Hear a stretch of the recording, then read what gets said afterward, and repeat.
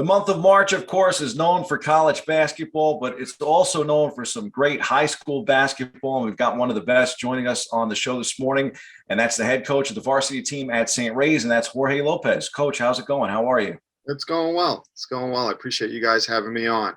It's exciting to have you on because it's been such a great season, and your squad is so young and up and coming here in the Bronx, and you've got some great young players to tell us about this morning.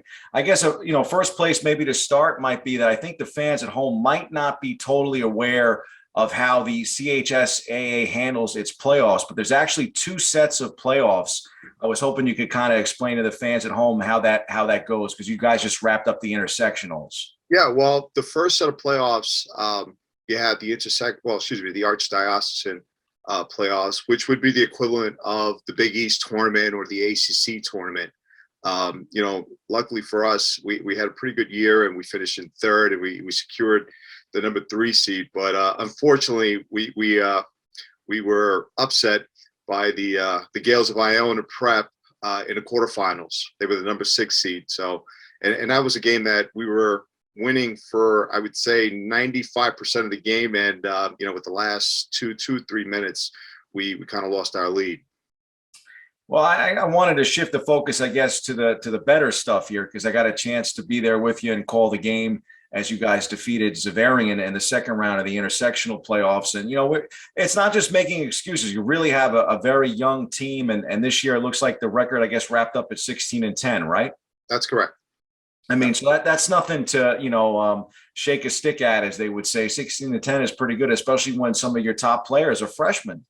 Yeah. Well, we have Brandon Storrs Jr. and, of course, Ty Turnage, son of the Wings head varsity basketball coach at Billy Turnage.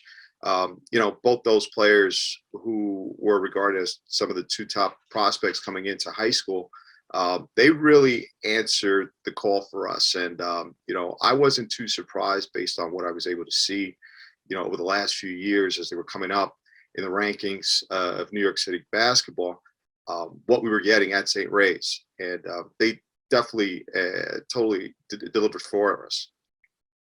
Well, I think Storrs, to me, is impressive. And I know when I got a chance to speak to you at Iona for the playoff games, you were suggesting that you could see him maybe being a player that by the time it's all said and done, he might hold a whole bunch of records at St. Ray's. Yeah, I think what's most impressive about him is that coming in as a freshman, he was able to achieve something that I don't remember any freshman doing, and that's making an all city team. And he was nominated and chosen as a second league all player. And to me, going into your freshman year or concluding your freshman year and achieving that accomplishment was a major goal of his. And, everybody's just excited about where he's going to go after that. And Turnage, too, he's got a nice 3-point shot. He turned out to be our most consistent shooter. And, throughout the course of the season, my coaching staff and I had many discussions about whether or not we should play him off the ball. And being that he was so consistent shooting the 3 ball, that was something that we had the liberty of doing because of his efficiency. So, Brandon Storrs Jr., Ty Turnage, you mentioned Stepanak, so many great players, I think, here from the Bronx, from New York City. Obviously, Boogie Flan at Stepanak. I mean, for you, in terms of the league and not just your players, talk a little bit about the talent that you see here in the CHSAA. Oh, it's amazing. I mean, you think about some of the top players in the Catholic League today, and they're all either freshmen or sophomores. And, that just goes to show you how tough our league is. We do have some great upperclassmen, but I think that the bulk of the talent has come from that freshman, sophomore class. You look at Cardinal Hayes and Ian Jackson, as you mentioned, Stepanak and Boogie Fland, and then, of course, Danny Carbuccia. It's really exciting to see that so many of the young players are staying home and carrying, the torch and the reputation that is the Catholic League as one of the toughest and top leagues in the entire country. And St. Raymond, of course, has such a great tradition of basketball. You've been in charge of the program now since 2012. And, do the guys get on you? Are you teaching them in class? Because I know you've taught religion and Spanish and social studies. I mean, do those guys get on you in class too? Well, it's funny because we do know how to separate the two, but it's interesting to see them in a classroom. It's really tough for them to get away with anything. one of the first things that I do when I do get them in class that very first day, I sit them all in the front. And that's always been stable for me, just to make sure that they're doing what they're supposed to be doing and making sure that they're not failing my class, if any class, not my class. Well, I think, in terms of your profile, I know you've always been a very humble guy, but I mean, you look at the statistics for you, really some impressive accolades coming into being the head coach at St. Ray's. I look at this varsity B record. You were the '03 champs, and that freshman team record, really incredible as well. 152 and 62 before you ended up moving up. And now, of course, leading the top varsity team at Ray's. What are some of the fondest memories that you had of coaching at St. Raymond? Because you've been there since 2004, correct? That's correct. Just my experience, especially coaching on a varsity B level, one of the things that I was always allowed to do as a coach was to grow as a coach. The great Gary DeCesar hired me to be the varsity B coach. And, I had some really great experiences learning from him and learning from some of the other great coaches we had in the program. But just having those opportunities to really grow as a coach and work on my craft was something that I've always cherished. And then moving into, coaching freshman basketball, freshman basketball, some of the most competitive basketball you'll see in the city. I think in this day and age, we tend to move up the freshmen, as soon as they get to high school. But, when I was coaching, all the best freshmen stayed on the freshman level. And I've had the pleasure of coaching some great players such as Dowell Truck Bryant, Gerald Colts, Myron Hickman, Daniel Dingle, Curran Okoro. These are guys that have been stable in the program and have done great things for the program, not just on the varsity level, but again, on a lower level as well.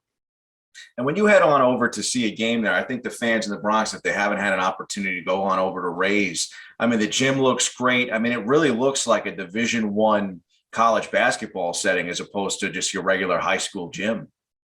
And I've always said that, the closest experience you'll get to playing in that type of environment that feels like a college environment is at St. Ray's. And I first got that impression when I got to St. Ray's.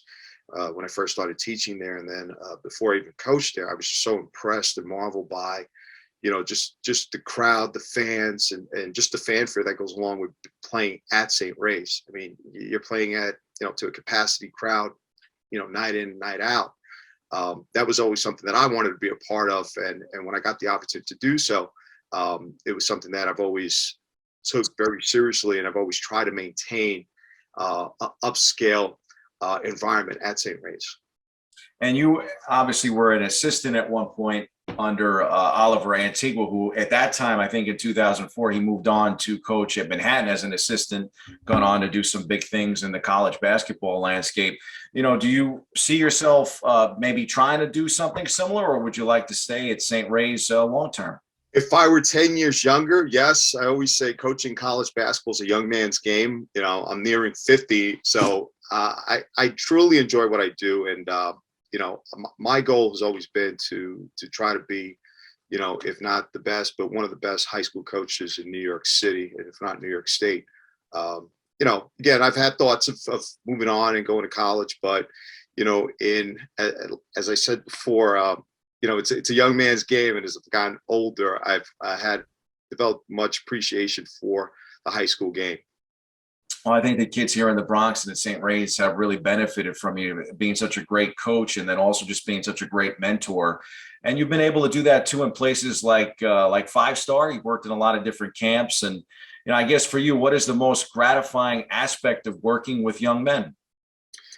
Just being a role model. With everything that's going on in the world, you want kids to grow up into great civilians. And, for me, just to have the opportunity to impart my knowledge of my upbringing and, being able to try to steer these kids on the right path has always been a challenge, but it's always been gratifying.